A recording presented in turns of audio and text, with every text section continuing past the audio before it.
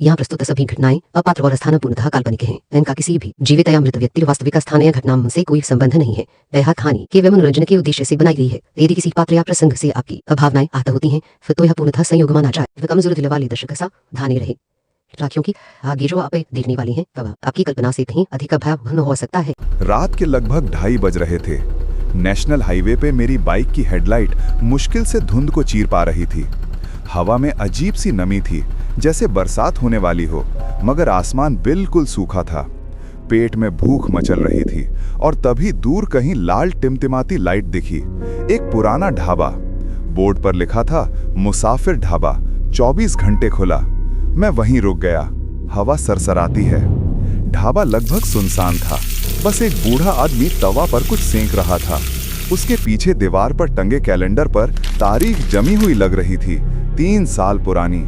मैं हंसा, सोचा किसी ने बदला ही नहीं होगा। उसने बिना ऊपर देखे कहा, आदत मत डालो यहाँ रुकने की साहब, लोग ज्यादा वक्त नहीं ठहरते। उसकी आवाज में कुछ था जो दिल में उतर गया। मैंने हंसी में टाल दिया, बस एक चाय बना दो अंकल। वो सिर झुकाकर तवा छोड़कर अंदर चला गया। ढाबे में सिर्फ एक बल्ब टिमटिमा रहा था। बेंच पर पुरानी चादरें पड़ी थीं और दीवार पर किसी ने उंगलियों से कुछ लिखा था, 3वां मुसाफिर मत बनना।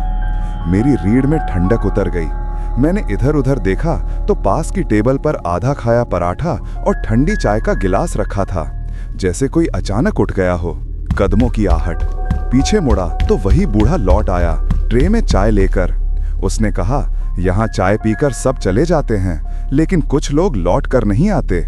मैं मुस्कराया, मजाक मत करो, रात में वैसे ही डर लग रहा है। वो धीमे से बोला, डरना चाहिए, सड़क जो कभी खत्म नहीं होती, वहां ढाबे भी कभी बंद नहीं होते।